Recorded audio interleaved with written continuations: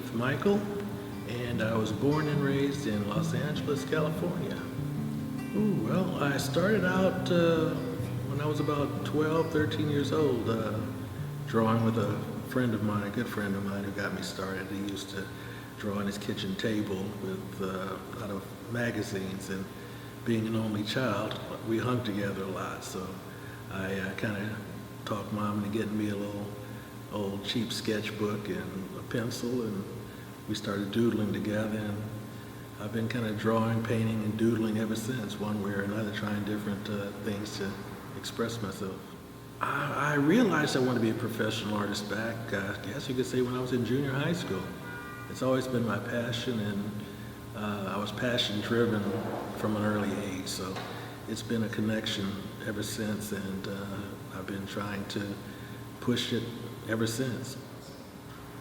Well, I migrated to Vegas about 3 years ago, me and my wife, and we came to Vegas, I guess pretty much it was family-driven. Her daughters lived here, and the grandkids were here, so it was one of those things where it was a new city, new opportunities, and family just kind of drove it in that direction. The business aspect of Vegas versus Los Angeles. Los Angeles, as I would hope, appears anyway, more opportunities to not only show but work with, collaborations. There's a big vibration of artists there who are doing good things. Out here,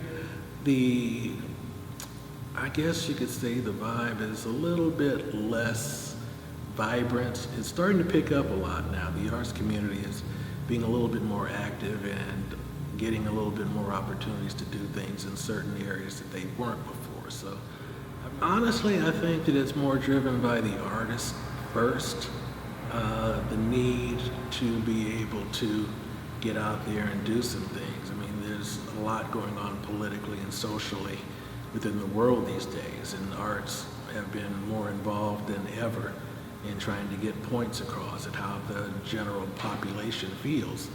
And it's picking up within the community as far as government and other opportunities to show and to get that expression out, because a lot of places and people feel the same way that artists do. They just don't have a means in which to express it. So it's a great opportunity now to be able to get out there and push your point of view across. Las Vegas has a very, I guess I'll categorize it as a very slow process within the black arts community. There are quite a few who are out here trying to do some things, and it's just not being received as well as I would hope they'd be received.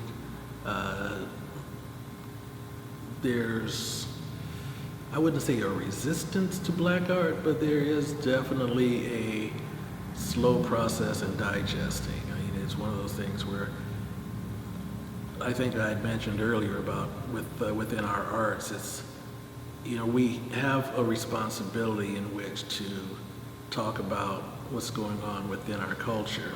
And I think the vibe nationwide is they understand it, see that, but they don't really want to get involved with it, whereas we have the means in which to get involved, but you have to give it a little bit of sugar at the same time, so it's not clubbing anybody over the head with anything. It's just a matter of feeding them, here's what's going on with our world and with us, because we are a part of your world. I mean, you can't separate the two. I mean, it's not a separatist state. It's one of those things where we have to get our word out there. And I think here in Vegas, it's becoming a little bit more receptive.